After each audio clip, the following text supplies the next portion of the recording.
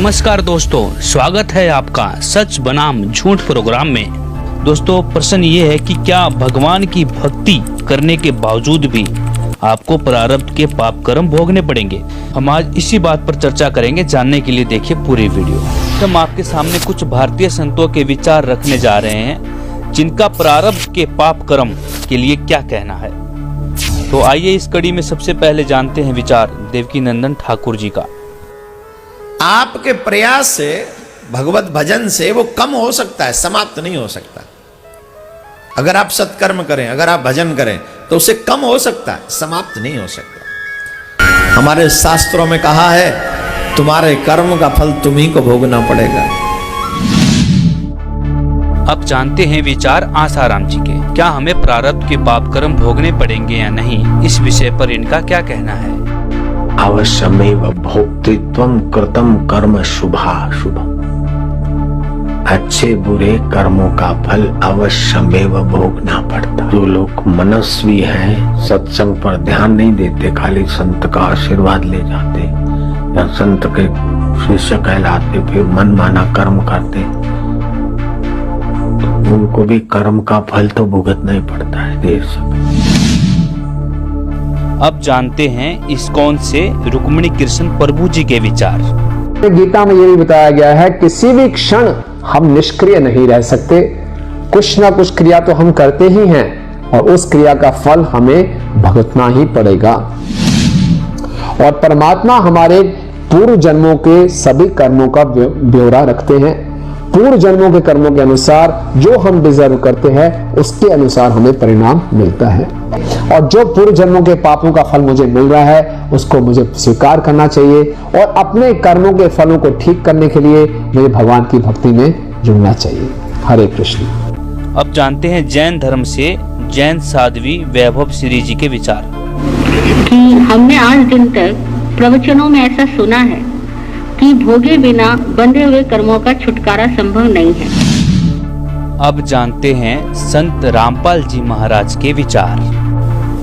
कि जितने भी ऋषि महर्षि संत हुए हैं ये कहते हैं कि प्रारब्ध का कर्म प्राणी को भोगना ही पड़ता है, भोगे से ही समाप्त होता है। ये है इनका अपना लोक वेद, न ये वेदों का ज्ञान है और न ही ये कोई और अन्य किसी जिसने परमात्मा प्राप्ति की उस महापुरुष का विधान है। वेदों में लिखा 8वें अध्याय के 13वें श्लोक में मंत्र में यजुर्वेद में कि परमात्मा तो घोर पाप का भी नाश कर देता है। किसी भी प्रकार का संकट प्राय भगवान उसको दूर कर सकता है।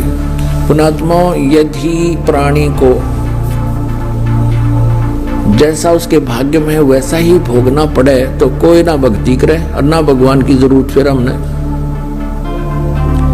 फिर आवश्यकता क्या है परमात्मा की? जिसका ऊपर कैर टूटना वो टूटेगा, फिर क्या की भक्ति करेगा वो? कर ली भक्ति फिर तो गुट्टी लावेगा वो, शराब पीने लगेगा या डाके मारेगा कि तो चोरी करेगा। तो इन लोगों ने बिगाड़ दिया पूरा समाज, क्योंकि पहले आत्मा सबसे पहले परमात्मा से ही राहत चाहती है। परमात्मा से राहत ना मिलने से फिर ये बकवाद करने लग जाती है, मन के अधीन हो गए।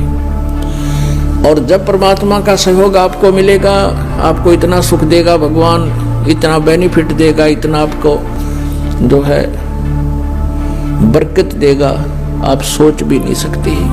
जब ही सतनाम हृदय धरो भयो पाप को नासे, जैसे चिंगारी अग्नि की भाई पड़े पुराने घासे। वेद फेल करेंगे इनकी अज्ञानियों की थ्योरी को। वेद बताते हैं कि परमात्मा घोर पाप का भी नाश कर देता है, ये देखिएगा ये जरूर। और इसको इस अनुवाद भी दानंद जी ने कर रखा है। इसने प्रकाशक है सार्वदेशिक कार्य प्रतिनिधि सभा 2/5 महर्षि सिद्धांत भवन रामलीला मैदान नई दिल्ली से। मुद्रक ये Prince offset printers 1510 Pataudi house Daryaganj नई दिल्ली से।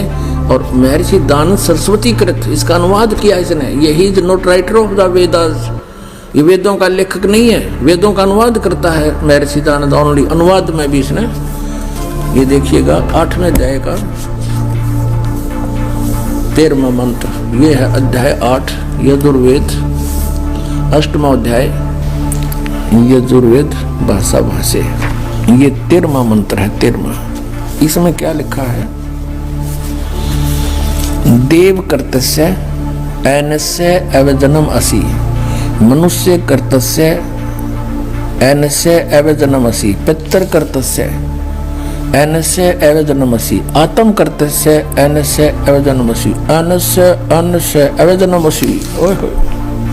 और इसका अनुवाद इन्होंने किया है यहाँ पर 242 पृष्ठ पे, यजुर्वेद ये 242 पृष्ठ पे ये अर्थ है। हे सबके उपकार करने वाले मित्र आप, ये मित्र का अर्थ इसने उलझाने के लिए लिखा या परमेश्वर के लिए है? इसने सत्यार्थ प्रकाश में खुद कहा है प्रथम अध्याय में कि सबका सबसे हितकारी होने के कारण, हितैषी होने के कारण परमेश्वर का नाम मित्र है। अब इसी के कमलों से लिखा हुआ और दिखाते हैं सत्यार्थ प्रकाश में। ये देखिएगा, ये सत्यार्थ प्रकाश वही वेद, अब बाद में दिखाएंगे थोड़ा आपको पुनः। और ये कहाँ से प्रकाशित है? वैदिक यति मंडल वही है। और ये दान मठ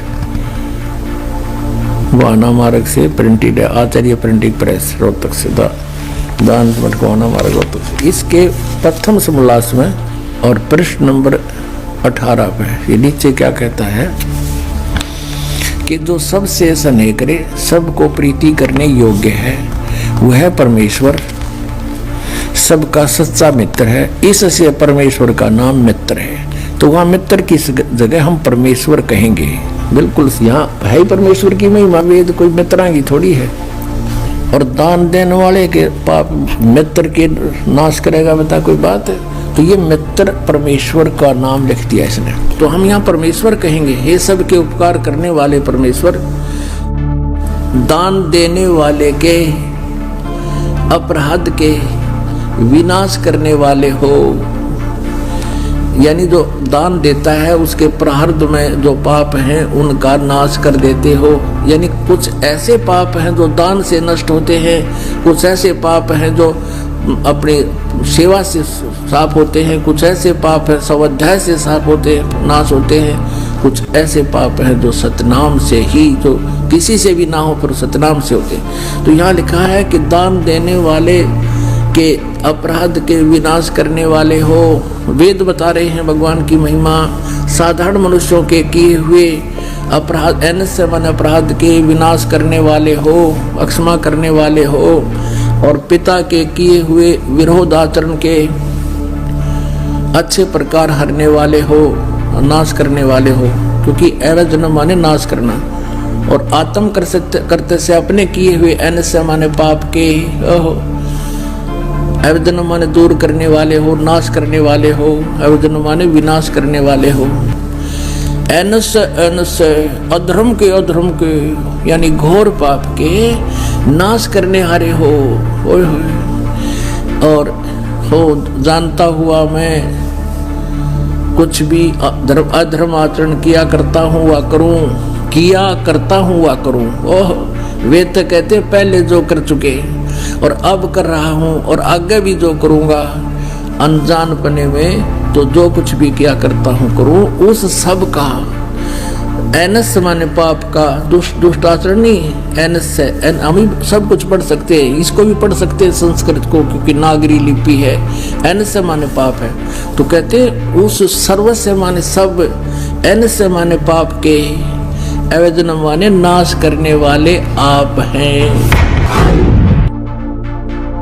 दोस्तों, संत रामपाल जी ने यजुर्वेद से साबित कर दिखाया कि परमात्मा प्रारब्ध के पाप कर्म को काट देता है। लेकिन इस विषय पर देवकीनंदन जी क्या कह रहे हैं, आप खुद ही सुन लीजिए। आपके प्रयास से, भगवत भजन से वो कम हो सकता है, समाप्त नहीं हो सकता। अगर आप सत्कर्म करें, अगर आप भजन करें तो उसे कम हो सकता है, समाप्त नहीं हो सकता। हमारे शास्त्रों में कहा है, तुम्हारे कर्म का फल तुम्ही को भोगना पड़ेगा। इससे ये स्पष्ट होता है कि देवकीनंदन जी ने धार्मिक ग्रंथों को सही से नहीं समझा और सदग्रंथों का हवाला देकर मनमानी धारणा के अनुसार यह कह डाला कि पाप का फल भोगना ही पड़ता है, जो कि सदग्रंथों के विपरीत है। परमात्मा कहा करते थे गुरु बिन वेद पढ़े जो प्राणी, समझे न सार रहे अज्ञानी। अब वेद क्या बताते हैं? यजुर्वेद अध्याय नंबर 5 श्लोक नंबर 32 में कहा है, उसी कसी यानी जो पूर्ण शांतिदायक है। कबीर रसी, वो कबीर है, वो कबीर परमात्मा है। वेदों में उसको कबीर देव कहते हैं, हम उसको कबीर साहब कहते हैं, और कुरान शरीफ में उसको अल्लाहू अकबर कहा है। वो कबीर असी, बमभारी असी, वो कबीर परमात्मा है जो बमभारी माने बंधनों का, अरी माने शत्रु, जो बंधनों का शत्रु है।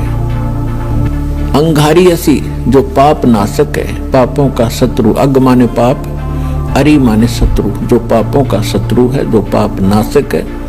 और बमभारी जो कर्म बंधनों, जो हमारे, क्योंकि हम संस्कार से यहाँ फंसे हैं, हमारे संस्कार यहाँ पर हैं, तभी हम उन संस्कारों से जन्म मृत्यु में लगे हुए हैं। कभी किसी से हमारा संयोग है, किसी के हम पुत्र बन गए, किसी की पुत्री बन गए, किसी के पति बने, किसी की पत्नी बने। तो ये संस्कार हमारे जो हैं, इनके कारण हम बंद में हैं, और ये काल की बंद है, कैद है, बंदी गृह है। तो फिर परमात्मा खुद बताते हैं कि बंदी छोड़ हमारा नामम, अदर अमर है अस्थिर ठामम। अमर करूं सतलोक पठाऊं, ताते बंदी छोड़ कहाऊं। अमर करूं, तुम्हें यह सदा के लिए सुखी कर दूंगा, जन्म मृत्यु से रहित कर दूंगा, तुम्हारे सब पापों का नाश करूंगा, सब संस्कार और बंधन यहां से समाप्त कर दूंगा, इसलिए मैं बंदी छोड़ कहलाता हूं।